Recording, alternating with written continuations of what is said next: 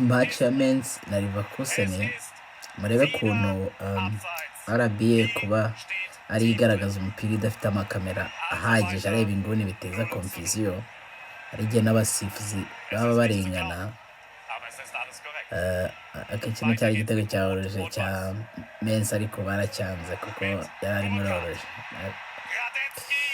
Igitangaje icyo nicyo nashaka kubereka, maraje murebe umuzamu yari yafashe baro ariko VAR ivuga yuko mwitonde murebe, urabona yuko ntiwapfa kubibona neza ijana arbitre yarinze ajya kureba muri VAR, gusa umupira umuzamu yari yawufashe neza yawukomeje.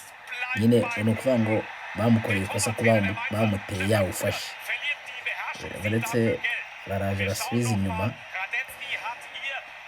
Abanyamakuru rero kuko badafite amashusho ahagije bakavuga wenda nko ku bitego babyanariza, urumva birabagora. RBA ni ukubafasha ku buryo niba itagaragaza kamera simpamya ko zaba zihenda cyane ku buryo gusa bahise bongera babatera ikindi gitego direct. Iyi match yarabananiye kuyitahana ariko Mainz yari yayikaniye rwose.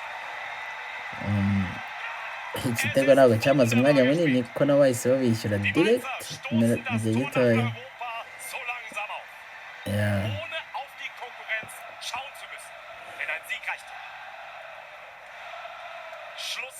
Abakinnyi ahangaha kubera abafana babo, abafana buzuye stade, baba bavuga ati se turataha nta bitego dushyizemo.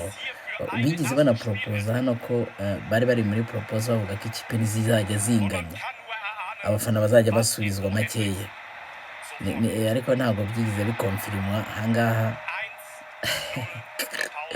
Umutoza aba yenda kwiyahura hano, nta mwanya wo guta, nta minota yo gutakaza, ikipe iba yihuta mu gihe gitoya n'ibitego babigutera. Ahangaha Leverkusen yahise yishyura igitego direct, ikipe ziba ziri focus kweli, kano karaga penalty ka direct.